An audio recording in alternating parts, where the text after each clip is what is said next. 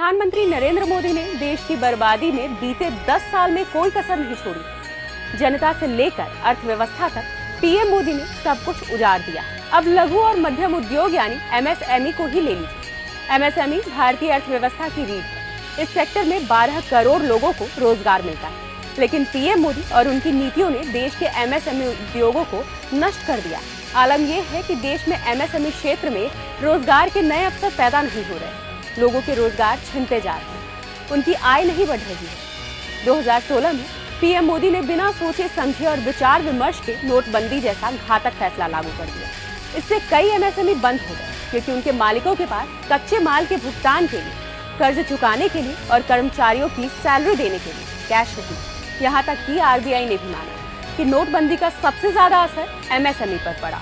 GST अर्थव्यवस्था के लिए दूसरा बड़ा झटका। जीएसटी लागू करते समय पीएम मोदी ने इन छोटे व्यवसायों को ध्यान में नहीं रखा। नतीजतन कई एमएसएमई बंद हो गए। 35 लाख लोगों की नौकरी चली गई, क्योंकि 60% एमएसएमई का सिस्टम जीएसटी के लिए तैयार ही नहीं था। एमएसएमई के लिए अगला बड़ा झटका पीएम मोदी का अपने पूंजीपति मित्रों के पक्ष में योजनाएं बनाना था। 2019 में मोदी ने कॉर्पोरेट्स को टैक्स में 1.84 लाख करोड़ की छूट दी, लेकिन इसका फायदा छोटे उद्योगों को नहीं मिल पाया। नया एमएसएमई भुगतान नियम, चीन से आयात में वृद्धि और एमएसएमई बोर्ड के 20 सदस्यों में 19 का सीधे तौर पर बीजेपी से जुड़ा होना देश के एमएसएमई सेक्टर को बर्बाद कर रहा है। लेकिन पीएम मोदी है कि अपने पूंजीपति मित्रों से वफादारी निभा रहे, इसलिए उन्होंने ऐसी नीतियां बनाई कि एमएसएमई क्षेत्र तबाह हो गया। अब लेकिन देश उनकी सच्चाई जान गया है। अब वो रोजगार, सामाजिक सुरक्षा जैसे मुद्दों पर वोट करेगा। अब वो कांग्रेस को वोट करेगा, क्योंकि हाथ बदलेगा हालात। प्रधानमंत्री नरेंद्र मोदी ने देश की बर्बादी में बीते 10 साल में कोई कसर नहीं छोड़ी। जनता से लेकर अर्थव्यवस्था तक पीएम मोदी ने सब कुछ उजाड़ दिया। अब लघु और मध्यम उद्योग यानी एमएसएमई को ही ले लीजिए। एमएसएमई भारतीय अर्थव्यवस्था की रीढ़ है। इस सेक्टर में 12 करोड़ लोगों को रोजगार मिलता है, लेकिन पीएम मोदी और उनकी नीतियों ने देश के एमएसएमई उद्योगों को नष्ट कर दिया।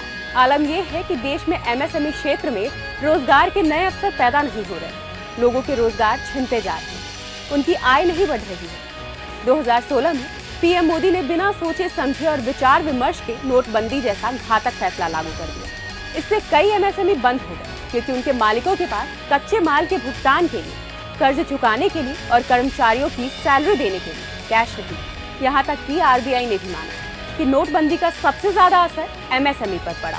जीएसटी अर्थव्यवस्था के लिए दूसरा बड़ा झटका।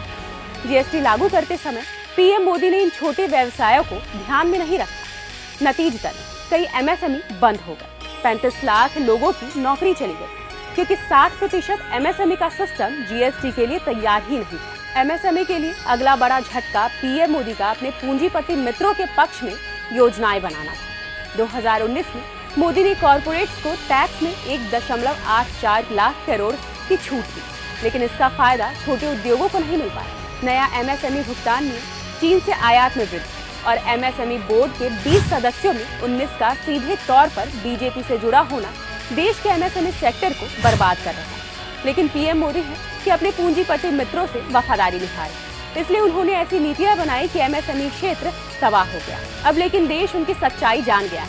अब वो रोजगार, सामाजिक सुरक्षा जैसे मुद्दों पर वोट करेगा। अब वो कांग्रेस को वोट करेगा, क्योंकि हाथ बदलेगा हालात।